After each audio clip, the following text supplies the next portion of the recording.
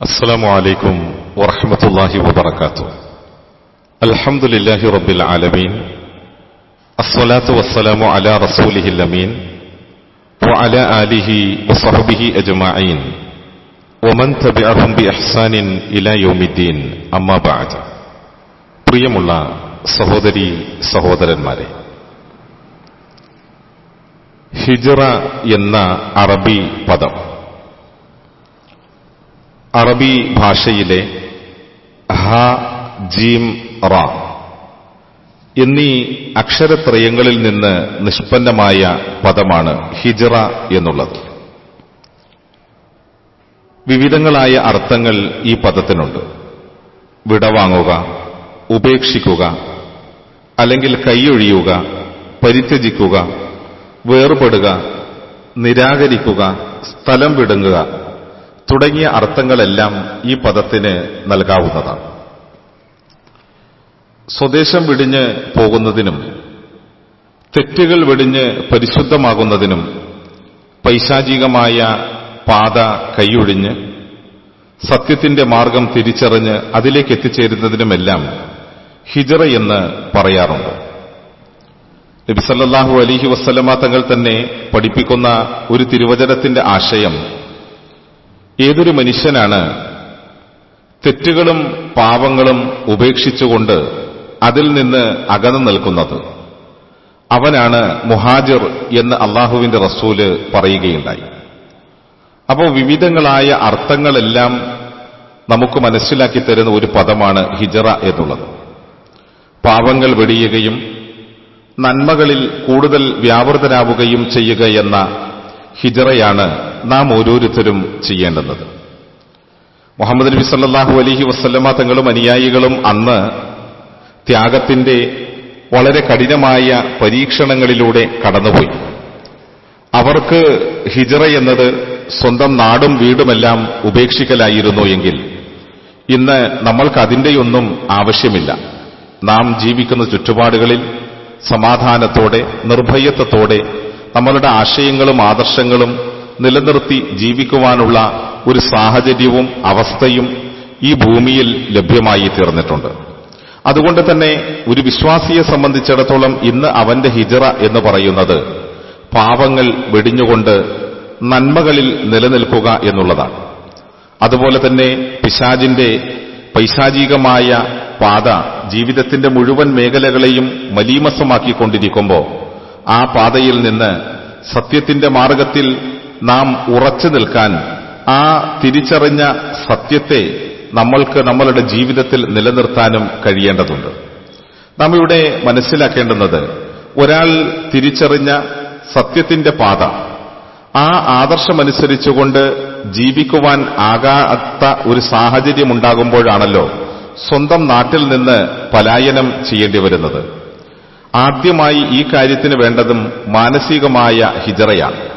അഥവാ മാനസികമായി പാപങ്ങളിൽ നിന്ന് അകലാതെ ശാരീരികമായി ഒരിക്കലും ഒരു പലായനം ഹിജ്റയുണ്ടാവുകയില്ല.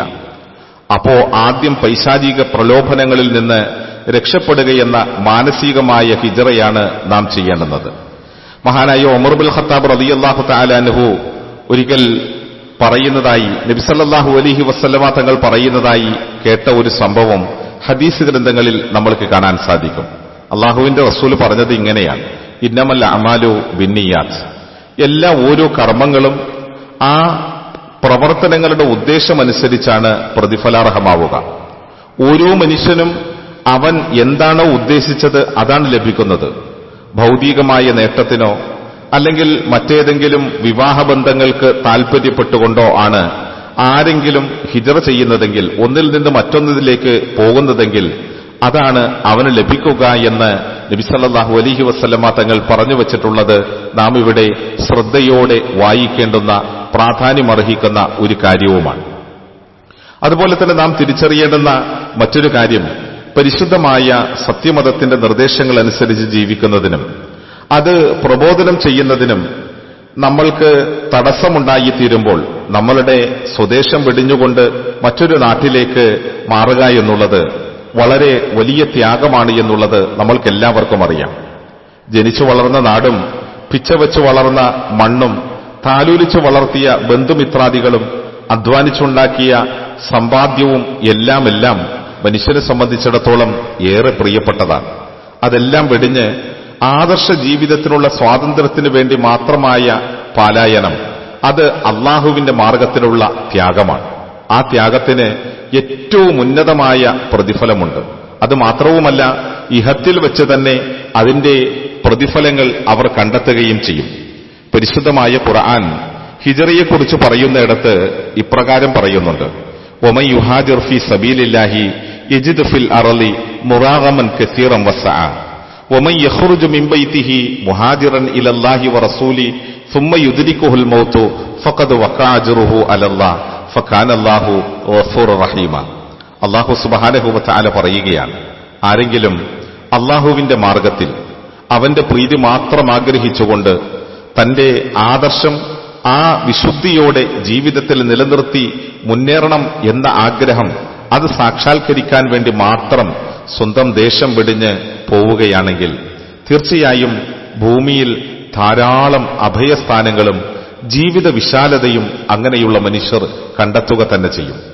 വല്ലവനും തന്റെ വീട്ടിൽ നിന്ന് സ്വദേശം വെടിഞ്ഞുകൊണ്ട് അള്ളാഹുവിലേക്കും അവന്റെ ദൂതനിലേക്കും ഇറങ്ങി പുറപ്പെടുകയും പിന്നീട് വഴിമധ്യേ മരണം അവനെ പിടികൂടുകയും ചെയ്താൽ പോലും അവന്റെ മേൽ അള്ളാഹുവിങ്കൽ നിന്നുള്ള പ്രതിഫലം സ്ഥിരപ്പെട്ടു കഴിഞ്ഞു എന്ന് ഖുർആൻ ഉണർത്തുകയാണ്. കാരണം അള്ളാഹു ഏറെ പൊറുക്കുന്നവനും കരുണാനിധിയുമാണ്. അപ്പോൾ ഇവിടെ നമ്മൾക്ക് മനസ്സിലാക്കാൻ സാധിക്കുന്നത് സ്വർഗപ്രാപ്തി എന്ന ലക്ഷ്യവും ആദർശ ജീവിതം നയിക്കുവാൻ അവസരമുണ്ടാകണമെന്ന ആഗ്രഹവും മാത്രമാണ് മുസ്ലിമിന്റെ പലായനത്തിന് പിന്നിലുള്ളത്. ആ അർത്ഥത്തിലാണെങ്കിൽ ഓരോ മുസ്ലിമിനും ഹിജറ അനിവാര്യമാണ്. ഏതു നിലയിലുള്ള ഹിജറ? സ്വദേശം വെടിഞ്ഞുകൊണ്ടുള്ള ഹിജറയല്ല, പാപങ്ങളിൽ നിന്നുള്ള ഹിജറ, പിശാചിന്റെ ദുർബോധനങ്ങളിൽ നിന്നുള്ള ഹിജറ, എന്നിട്ട് സ്വന്തത്തെ നന്മയുടെ മാർഗത്തിൽ ഉറപ്പിച്ചു നിർത്തുന്ന ആ ഒരു ത്യാഗത്തിന് മുസ്ലിമീങ്ങൾ എന്നുള്ള അർത്ഥത്തിൽ, വിശ്വാസികൾ എന്നുള്ള അർത്ഥത്തിൽ നാം ഓരോരുത്തരും പരിശ്രമിക്കുക. അള്ളാഹു അനുഗ്രഹിക്കട്ടെ. അസ്സലാമു അലൈക്കും വറഹ്മത്തുള്ളാഹി വബറകാതുഹു.